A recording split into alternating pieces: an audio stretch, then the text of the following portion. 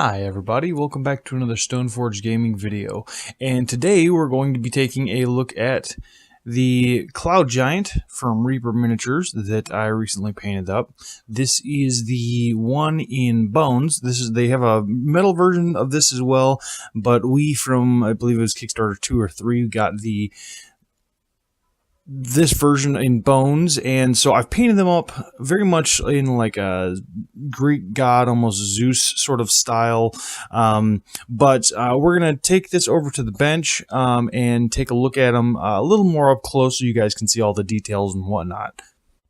So this is the mini up close, and I love the overall sculpt. I think it's the detail is really great, even for it being in Bones, which again kind of historically has sort of so detail, but this model actually works really well. It looks really good, and I love the action pose that the mini is in. Like he's charging forward. He's basically got this kind of crazy, almost comic book style action pose, which is just kind of awesome.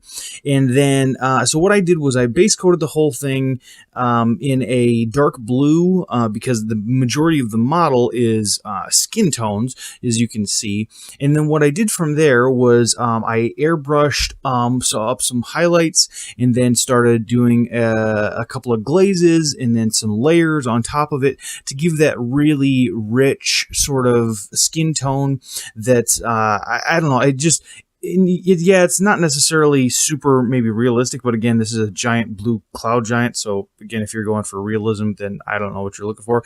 But anyways, so it's more, I guess, of in like sort of a comic book art style. You can see they're really on the back, a lot of the detail that kind of gets brought out from that. You can see all the striations and whatnot in the model, which is pretty cool.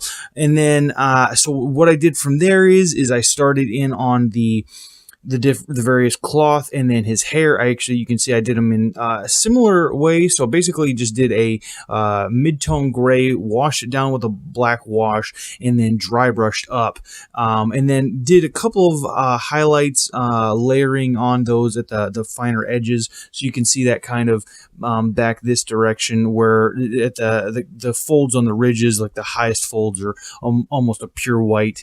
And then I did a similar thing with the hair, although I did a dry brush on the hair. I did not actually do like a layering there, so that worked out pretty well, I think.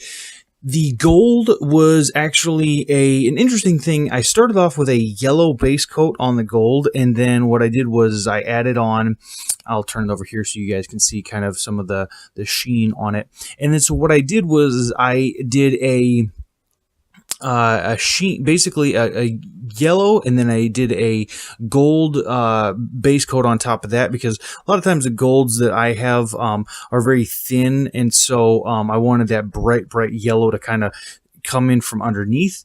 And then I washed it down with I believe it was Reikland Flesh Shade was the color, to kind of get in some of those recesses, because really old gold or even very polished gold will have in the recesses sort of a more brownish sort of tone to it.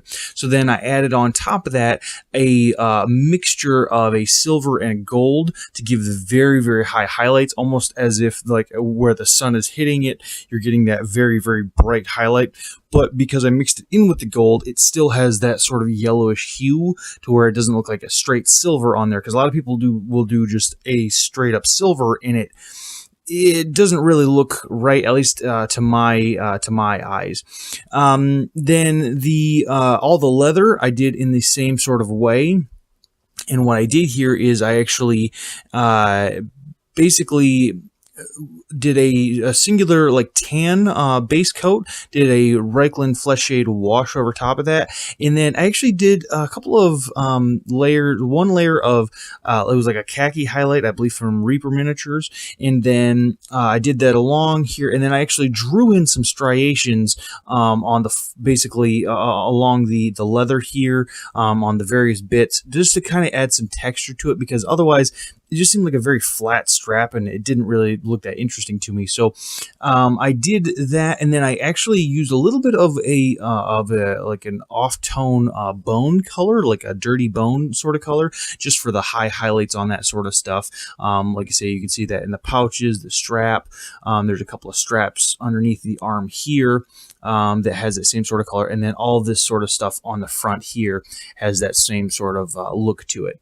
And then finally, the sword blade over here was basically, I just did a regular silver and then a wash of a black to get the more or less the tone, and then I did one simple like silver highlight. I think I went back to the same tone just to kind of give it a basic silver, because I didn't want the actual silver color to be overly I guess I didn't want it to be overly busy, so that when you have the contrast of the lightning effects on there, they would really kind of stand out from the more or less flat silver. And so what I did with that was I did a lining of almost like a cracked glass sort of texture. So like if you were to look at, like, say, cracked glass and the way that it kind of cracks and splinters, I did something along those lines for the various like sort of lightning effects on there. And I started with a thick wide layer of dark blue, and then I did a mid-tone blue, and did a thinner layer, and basically just tracing it on top of that, and then finally with a white, so that it was actually a white blue mix, so that overall it kind of still tied all the colors together to give you that sort of electrical I guess style to it. And so basically this model, it was really fun to paint. Overall, I really enjoyed painting this guy. He was a really great model. And again, you can probably go out and pick this model up in Bones for probably $7, $8, something like that, because it is Bones. And then I did up the base in my normal sort of Borderlands style with the brown dry brushed up to a lighter, like a tan color, and then added in some various types of flocking, bushes, rocks, all that sort of stuff, and dry brush that up. So overall, again, super fun model to paint, and just really a blast overall, and I think he turned out pretty darn well, if I do say so myself. So I hope you all have enjoyed this Stoneforge Gaming video, and I will see you in the next one.